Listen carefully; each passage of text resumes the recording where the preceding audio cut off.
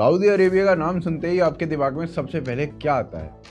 तेल का कुआं, शेख, ऊंट, अंधा पैसा। दोस्तों मैं इस जूते को भी खरीद सकता हूँ, सब कुछ खरीद सकता हूँ, पैसों में अंधा हो गया हूँ, अंबानी मेरे पे। जी हाँ दोस्तों, वो भी सोने का है। ये देखो दोस्तों मेरे सोने का कट्टा, गोली चलाता हूँ तो सामने वाला खुशी से मर जाता है। मेरी तो कॉर्निया में भी सोना है, जग सोना सोना लागे दोस्तों। और हो भी क्यों ना, जो सऊदी पहले रेगिस्तान से ज्यादा कुछ नहीं था, जहां लोगों के पास खाने पीने के लिए कुछ नहीं था, 1930 तक वहां मरने वाली स्थिति हो चुकी थी और वहां की सरकार अपनी ज्वेलरी बेच कर अपने ऑफिसर्स को थोड़ी बहुत सैलरी दिया करती थी। जो सऊदी किसी जमाने में बाकी देशों से भीख मांगा करती थी, वहां तेल की खोज ने उस पूरे रेगिस्तान की कायाकल्प कर दी। जो एरिया पहले ऐसे दिखा करता था, अब वो आज ऐसे दिख रहा है। जो डेजर्ट पहले सुनसान था, आज वहां ग्लास के टावर्स खड़े हैं। इतना अंधा पैसा आया कि सऊदी सरकार अपने लोगों को फ्री में पैसा बांटने लगी। लेकिन आज वहां की हालत फिर से खराब है और सऊदी को देखकर लगता है कि ये जो गोल्डन एम्पायर था ना इनका, ये गोल्डन एम्पायर अब धीरे धीरे क्रम्बल कर रहा है। For Saudi Arabia, the biggest oil exporter in the world, the drop in oil revenues has left a big hole in its budget. It's a fact that Saudi Arabia is gradually running out of money. I mean, they'll be the first to acknowledge that the sovereign wealth fund has been reduced. It's somewhere below $500 billion. Costs were overrunning, foreign investment was drying up, and the kingdom was running chronic deficits.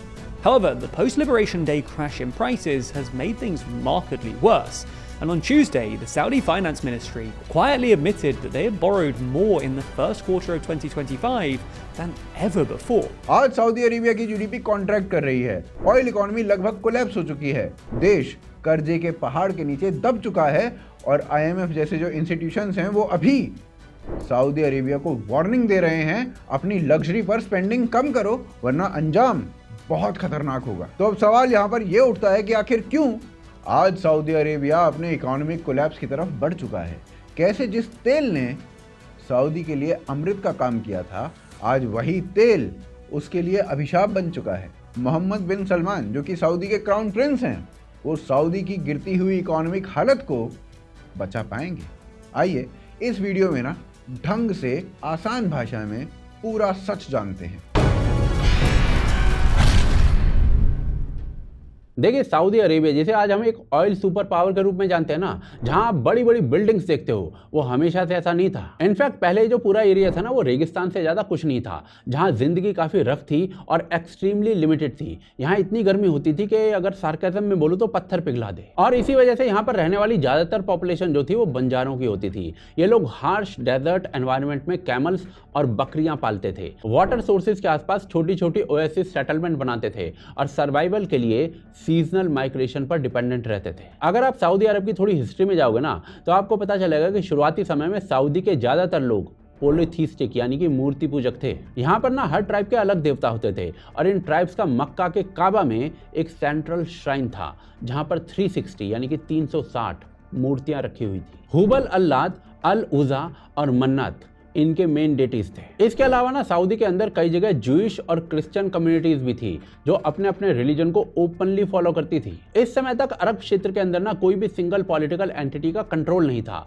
उल्टा Arabia को कई सारी छोटी छोटी kingdoms rule करती थी। For example, दक्षिणी अरब क्षेत्र के पास ना शेबा, मीना, हिमायराइट्स और कुतब जैसे किंगडम्स होते थे। वहीं नॉर्दर्न अरेबिया में नाबाटेनियंस जैसे छोटे से राज्य थे जिन्होंने पेट्रा जैसे स्टोन सिटीज बनाए थे। साथ ही साथ घासानाइट्स और लाखमाइट्स जैसे क्रिश्चियन अरब किंगडम्स भी थे जो रोमन्स और पर्शियंस के बीच में एज अ बफर स्टेट के रूप में काम कर रहे थे। ये सभी के सभी जो किंगडम्स थे ना, वो रोम, पर्शिया, इंडिया और अफ्रीका के साथ ट्रेड करते थे और जिस कारण से उस समय पूरा का पूरा रीजन काफी वेल्दी और प्रॉस्परस हो गया था। इनफैक्ट रोमन्स तो उस समय सऊदी अरब के इस पेनिनसुला को अरेबिया फेलिक्स यानी कि हैप्पी अरेबिया कहने लगे थे, क्योंकि अरब क्षेत्र के बाकी रेगिस्तान के मुकाबले सऊदी का ये जो रीजन था ना, ये काफी प्रॉस्परस हो गया था। लेकिन इसके बाद ना सन 570 के करीब मक्का के अंदर प्रॉफेट मोहम्मद का जन्म होता है, जो उस समय कुरैश कबीले के कंट्रोल में था। कुरैश कबीला जो था वो मूर्ति पूजा करता था और इसके बाद प्रॉफेट मोहम्मद जो थे वो इस्लाम के कॉन्सेप्ट को लेकर आए, जिसके बाद उन्होंने मक्का के लोगों को आइडल वर्शिपिंग यानी कि मूर्ति पूजा छोड़कर अल्लाह को मानने को कहा। और इसके बाद जो भी घटनाएं हुई ना, इससे देखते ही देखते पूरे क्षेत्र के अंदर इस्लाम का डोमिनेंस आ गया। जहां प्रॉफेट मोहम्मद ने अरब के क्षेत्र में इस्लाम को फैलाया, वहीं इस समय ग्लोबल ट्रेड में भी एक बहुत बड़ा पैटर्न का शिफ्ट हुआ। ग्लोबल ट्रेडर्स ने ना अरब क्षेत्र के लैंड रूट्स को छोड़कर सी रूट्स को प्रेफर करना शुरू कर दिया, और इस वजह से अरेबिया के इन ट्रेड रूट से जो इकोनॉमी चल रही थी ना, वो पूरी तरीके से कोलैप्स हो जाती है। ये सब तो हो ही रहा था, लेकिन इस सब के ऊपर ना सऊदी अरब में एक मरीब डैम था, जो आज से 2700 साल पुराना डैम था, वो भी अर्थक्वेक के कारण कोलैप्स हो जाता है, और इसके बाद पूरे रीजन में गरीबी और इंस्टेबिलिटी फैल जाती है, जिस कारण से मास माइग्रेशंस होते हैं। यानी कि एक समय का ग्लोबली कनेक्टेड रीजन अब एक फ्रेगमेंटेड और पॉलिटिकली वीक रीजन बन चुका था। प्रॉफेट मोहम्मद के बाद अरब के इस क्षेत्र की लीडरशिप खलीफाओं के पास चली जाती है। खलीफा मतलब वो लोग जो प्रॉफेट मोहम्मद के बाद उम्मा को लीड करेंगे। सबसे पहले प्रॉफेट के नजदीकी लोग जो होते हैं ना, वो खलीफा बनते हैं।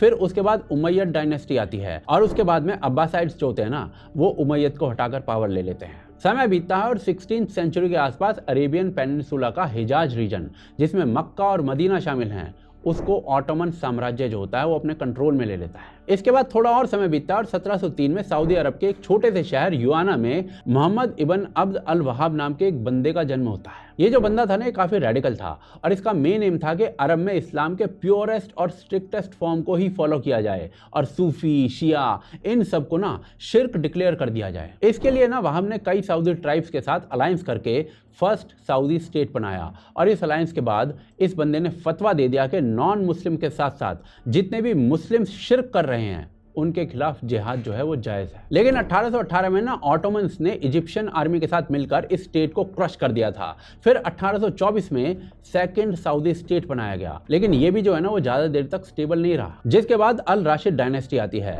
और फिर 1902 आता है, जब अब्दुल अजीज इब्न सऊद रियाद को कैप्चर कर लेते हैं। अगले 30 सालों तक सिस्टमैटिकली उन्होंने पूरे नज्द, हिजाज और ईस्टर्न प्रोविंसेस को कॉन्कर कर लिया, जिसके बाद 1932 में ऑफिशियली उन्होंने kingdom of Saudi Arabia declare कर दिया। ये ना एक एब्सोल्यूट मोनार्की थी जो वहाँ भी इस्लाम के प्रिंसिपल पर बेस्ड थी। अब एक देश का रूप तो ले चुकी थी, लेकिन स्टिल इस देश की इकोनॉमी काफ़ी गरीब और बुरी स्थिति में थी। गवर्नमेंट के पास पैसा इतना कम था कि इब्न सऊद को खुद के ज्वेलरी गिफ्ट्स को बेचकर अपने ऑफिशियल्स की सैलरी देनी पड़ती थी। यहाँ ना ठीक से खेती होती थी, ना ही कोई ऑफिस के जॉब्स थे, ना ही स्कूल था, ना हॉस्पिटल, ना इलेक्ट्रिसिटी। मेजॉरिटी लोग जो थे वो टेंट्स या फिर मिट्टी के घरों में रहते थे। 15% से कम लोग यहाँ पर एजुकेटेड थे।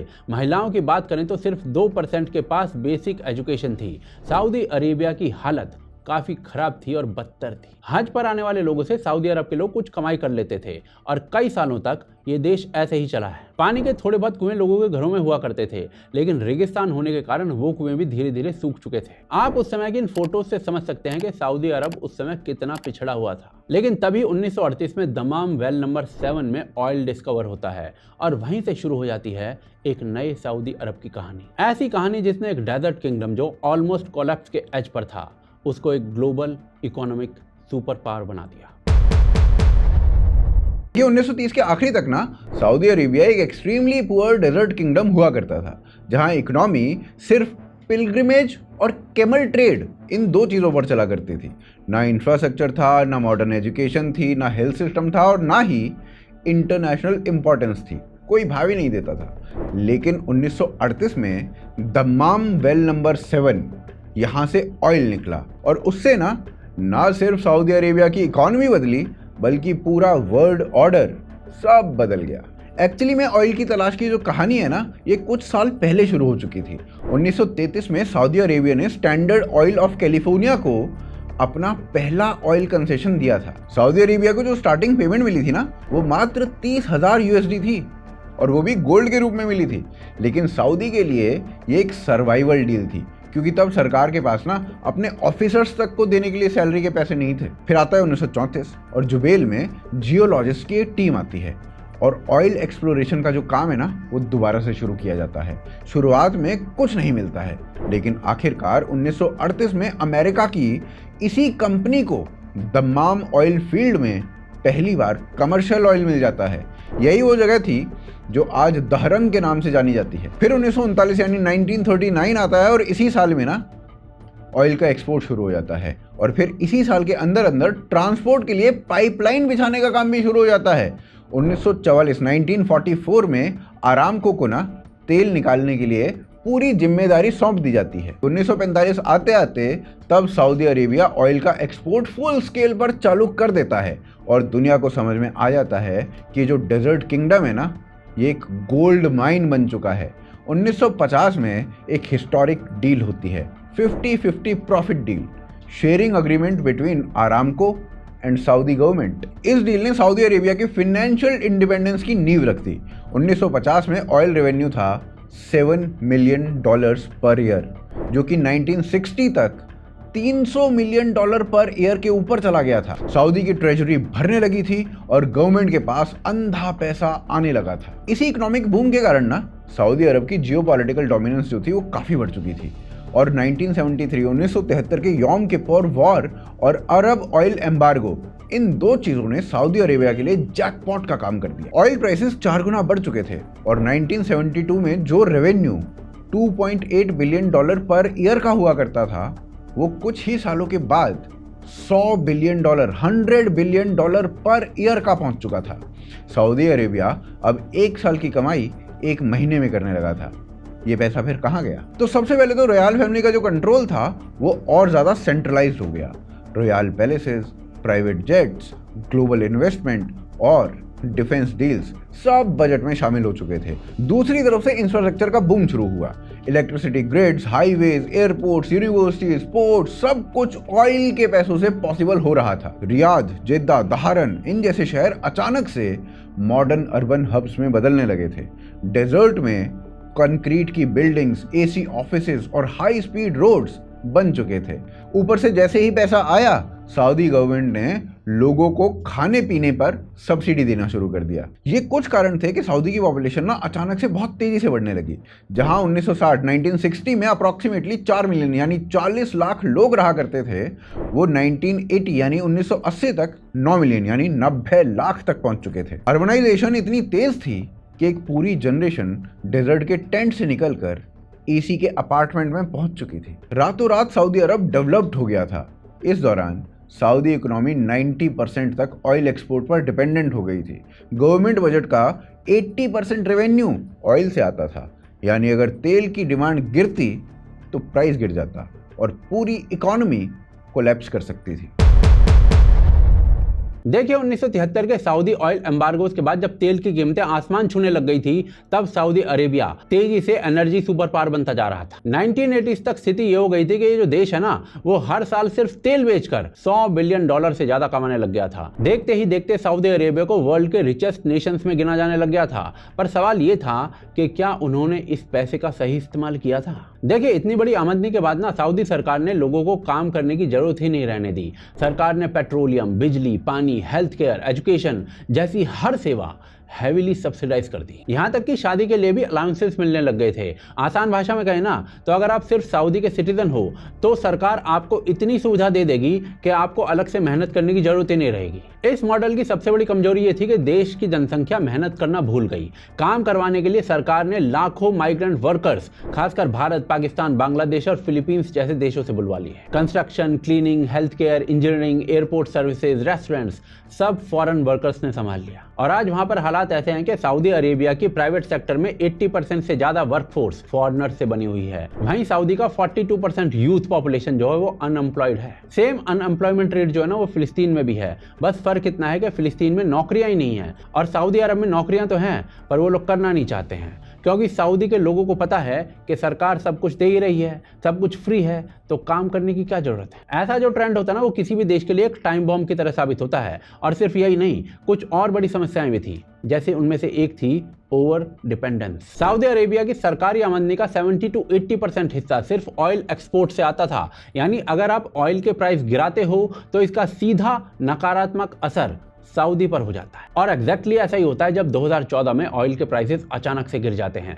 2014 तक ऑयल के प्राइसेस जो थे वो $100 पर बैरल थे, जिससे सऊदी को मैसिव प्रॉफिट मिलते थे। लेकिन 2014 के बाद यही oil prices American shale oil की बढ़ोतरी के कारण $50 to $60 पर बैरल तक गिर जाते हैं। इससे सऊदी अरब की इनकम लगभग आधी हो जाती है। और इसके बाद 2019 का कोविड लॉकडाउन आ जाता है, जिसके कारण ग्लोबल ऑयल डिमांड जो थी वो 8 मिलियन बैरल पर डे तक गिर जाती है। इन सब चीजों से सऊदी की इकोनॉमी पर अचानक से इतना प्रेशर बन गया, जिसके कारण अब बजट गैप भरने के लिए सऊदी ने फॉरेन रिजर्व से पैसे निकालने शुरू कर दिए और कर्ज लेना शुरू कर दिया, और इन सब चीजों से सऊदी पर कर्ज बढ़ते चला गया। लेकिन बावजूद इसके कि सऊदी सरकार अपनी स्पेंडिंग कम करे या अननेसेसरीली सब्सिडी पर लिमिट लगाए, सऊदी को लगा कि ये शॉर्ट टर्म लॉस है और भविष्य में ऑयल की मांग बढ़ने से सऊदी वापस से अपने लॉस रिकवर कर लेगा। पर सऊदी अरेबिया की भ्रांति जो है ना, वो 2015 में ही दूर हो जाती है, जब दुनिया ने फॉसिल फ्यूल की जगह रिन्यूएबल एनर्जी और इलेक्ट्रिक व्हीकल की ओर शिफ्ट करना शुरू कर दिया था। 2015 का पेरिस क्लाइमेट एग्रीमेंट एक बहुत बड़ा संकेत था कि तेल अब भविष्य की एनर्जी नहीं है।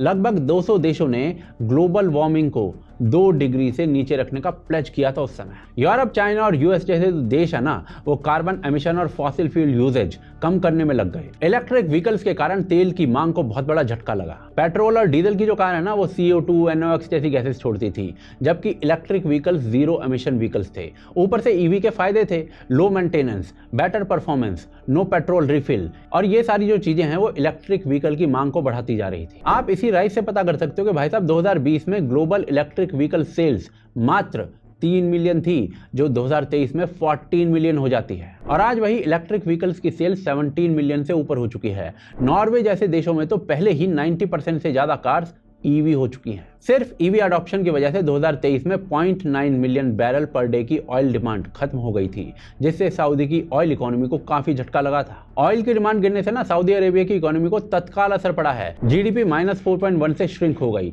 नॉमिनल जीडीपी गिरकर $734 बिलियन रह गई। Fiscal deficit 11.2 of the GDP पहुंच गया, और इसके बाद सऊदी ने फॉरेन रिजर्व्स निकालने शुरू कर दिए और इतिहास में पहली बार बड़े पैमाने पर एक्सटर्नल बोरिंग की, जिसके कारण 2013 में जो पब्लिक डेट जीडीपी का सिर्फ 2% था, आज ये बढ़कर 30% हो चुका है, और ये हर साल बढ़ते ही जा रहा है। फिर भी जब इकोनॉमी वापस से नॉर्मल नहीं हुई ना, तो सऊदी ने पब्लिक स्पेंडिंग को कट कर दिया और फ्यूल, वाटर, इलेक्ट्रिसिटी सब्सिडीज को रिड्यूस कर दिया। यहाँ तक कि सऊदी के कई इंफ्रास्ट्रक्चर प्रोजेक्ट्स अब या तो धीमे पड़ चुके हैं या फिर पूरी तरीके से ही सस्पेंड कर दिए गए हैं। सऊदी अरब जो कभी फिजिकल सरप्लस में था, वो अब क्रोनिक फिजिकल डेफिसिट में चला गया था। 2014 में सऊदी के पास फॉरेन रिजर्व्स जो थे $732 बिलियन थे, आज ये घटकर $400 बिलियन से भी नीचे चले गए हैं। आज सऊदी ऑयल की डिमांड इतनी नीचे गिर चुकी है कि जो सऊदी का physical break even oil price $90 to $95 पर बैरल होना चाहिए था, आज वो ऑयल जो है वो $70 to $80 पर बैरल पर बिक रहा है। यानी सरकार अपने तेल के खर्च को भी पूरा नहीं कर पा रही है। IMF ने सऊदी को स्पष्ट संदेश दिया कि उन्हें अपनी स्पेंडिंग को कंट्रोल में करना चाहिए। यहाँ में ना एक और बात समझनी पड़ेगी कि तेल एक ना सीमित संसाधन है, ये कभी भी खत्म हो जाएगा, ये बात पक्की है। और यही डर सऊदी को सबसे ज्यादा सताने लगा है कि जिस तेल से उसकी इकोनॉमी 70 to 80% चल रही है, अगर वो ही खत्म हो गया तो फिर उसकी इकोनॉमी का क्या होगा। रिपोर्ट्स के अकॉर्डिंग सऊदी अरब ने 2016 तक 94 बिलियन बैरल ऑयल पहले ही निकाल लिया है, और आज भी वो रोज 10 million barrel oil per day निकाल रहा है। अगर यही प्रोडक्शन पेस चलता रहा ना, तो अगले 15-20 सालों में ऑयल खत्म हो सकता है। और इसी बात को सोचते हुए सऊदी के ऑयल मिनिस्टर शेख यामीनी खुद कहते हैं कि भाई साहब, मेरे जो दादा थे ना, वो ऊंट पर चला करते थे, मेरे पिताजी कार पर चला करते थे, मैं जहाज उड़ाता हूँ, लेकिन मेरे जो पोते हैं ना, वो शायद फिर से ऊंट पर लौट आएंगे, क्योंकि सऊदी का इतना बड़ा इकोनॉमिक सोर्स पूरी तरीके से खत्म हो सकता है। और इसी कारण से सऊदी के क्राउन प्रिंस मोहम्मद बिन सलमान ने विजन 2030 लॉन्च किया है, जिसका मेन एम ही सऊदी इकोनॉमी को ऑयल डिपेंडेंसी से निकालना है। सऊदी की इकोनॉमी को डाइवर्सिफाई करने के लिए मास्टर प्लान बनाए गए हैं, जिसके बाद foreign investment, tourism, AI, manufacturing जैसे सेक्टर्स को प्रमोट करने की कोशिश शुरू हो चुकी है। पर सबसे बड़ा सवाल यही उठता है कि क्या सऊदी अरब अपने इस प्लान में कामयाब हो सकता है। देखिए, सऊदी अरेबिया को जब क्लियरली ये दिखने लग गया कि ऑयल बेस्ड इकोनॉमी सस्टेनेबल तो नहीं है, तब उनके पास ना केवल एक ऑप्शन बचा था, अपनी इकोनॉमी को डाइवर्सिफाई करना। 2014 के oil crash, EV revolution, Covid shock और रिवर्स डिप्लीशन, इन सब के बाद सऊदी ने ऑफिशियली ये मान लिया कि फ्यूचर केवल तेल से सिक्योर नहीं हो सकता। मोहम्मद बिन सलमान ने ओपनली ये कहा, if we don't move away from oil we will collapse, there is no other choice. और इससे पहले कि ऑयल इकोनॉमी के कोलैप्स के कारण सऊदी अरेबिया वापस से रेगिस्तान बन जाए, क्राउन प्रिंस मोहम्मद बिन सलमान ने विजन 2030 इसके नाम से एक large scale transformation plan launch कर दिया। इसका जो कोर आइडिया था ना, वो बहुत सिंपल था। सऊदी इकोनॉमी को ऑयल एक्सपोर्ट से हटाकर टूरिज्म, टेक, इंफ्रास्ट्रक्चर, फिनेंस और रिन्यूएबल एनर्जी सेक्टर्स पर लेकर आना है। अब इसके तहत ना सऊदी गवर्नमेंट ने अपने कुछ गोल्स रखे हैं, जैसे 100 million 100 million tourist per year by 2030। अब इसका मतलब क्या हुआ? इसका मतलब ये था कि सऊदी अरेबिया को ना अपने rigid Wahhabi structure, religious policing और पुराने रूल्स, इन सभी को धीरे धीरे बदलना होगा और खुद को ओपन, लिबरल और मॉडर्नाइज्ड बनाना होगा। यानी जो सऊदी अरब पहले प्योरली शरिया के ऊपर चलता था, जहां हर दिन किसी ना किसी को इनह्यूमन कैपिटल पनिशमेंट दी जाती थी, उसे ना अपनी ये आइडेंटिटी छोड़नी पड़ेगी और उसे ग्लोबल मार्केट को ना अब अट्रैक्ट करना पड़ेगा। और इसी वजह से आज सऊदी अरेबिया दुनिया के सामने एक बिल्कुल नया चेहरा दिखा रहा है, जहां शरिया के नाम पर जो कुछ भी पहले फॉरबिडन था, आज स्टेट पॉलिसी का हिस्सा बन चुका है। आज के सऊदी अरेबिया में आपको ऐसे सीन्स मिल जाएंगे जो आज से मात्र 10 साल पहले भी इमेजिन नहीं किए जा सकते थे। अब सऊदी अरेबिया में कॉन्सर्ट्स और म्यूजिक फेस्टिवल्स रेगुलरली ऑर्गेनाइज हो रहे हैं, including electronic dance music, Hollywood performers और अरब पॉप शोज रेगुलरली आ रहे हैं। सऊदी में आज MDLB साउंडस्टॉर्म नाम का ना एक मेगा म्यूजिक फेस्टिवल होस्ट होने लगा है, जहां पर 4 लाख से ज्यादा लोग आते हैं, इंक्लूडिंग विमेन और फॉरेनर्स। अभी पिछले ही महीने ना जेनिफर लोपेज ने मेका से थोड़ी सी दूर, बस थोड़ी सी दूर अपना एक कॉन्सर्ट किया, जिसपे पालिका बाजार के जो अरब्स है ना, इनका बहुत तगड़ा मेल्टडाउन हुआ। वो भी बिना अपने शरीर को पूरा ढके हुए जेनिफर लोपेज वहां पर परफॉर्म कर रही थी।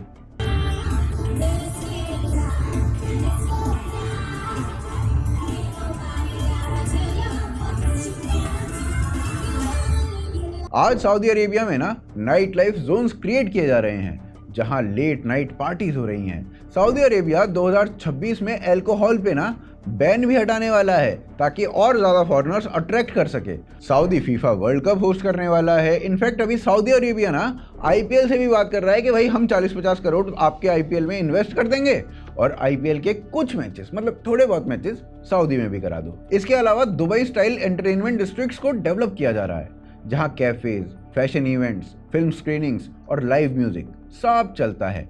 मतलब वो सब कुछ चलता है जो शरिया के हिसाब से इस्लाम में हराम है। आज सऊदी अरेबिया में ना स्विम सूट फैशन शोज हो रहे हैं। फॉरेनर्स के लिए ड्रेस कोड को लिबरल किया जा चुका है और इनफैक्ट अब तो LGBTQ का फ्लैग भी ओपनली सऊदी अरेबिया में रेज किया जा रहा है।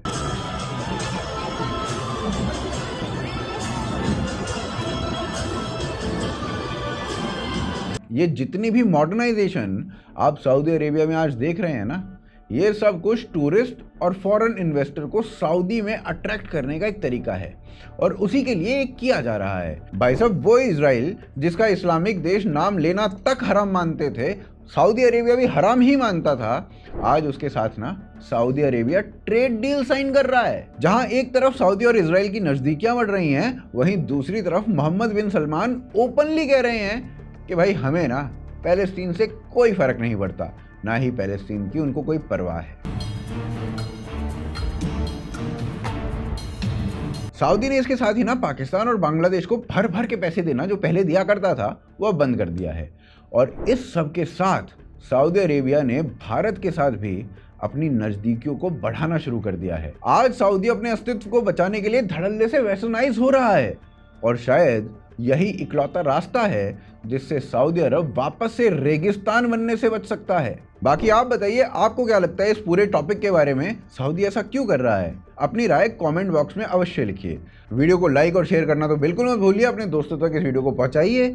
हमें अगर सपोर्ट करना चाहते हैं तो भाई उसके लिए UPI, पेट्रियन और ज्वाइन बटन सब कुछ है। सारे के सारे लिंक्स आपको डिस्क्रिप्शन में मिल जाएंगे। और आप देख रहे थे आज की ताज़ा खबर। जय हिंद, जय भारत।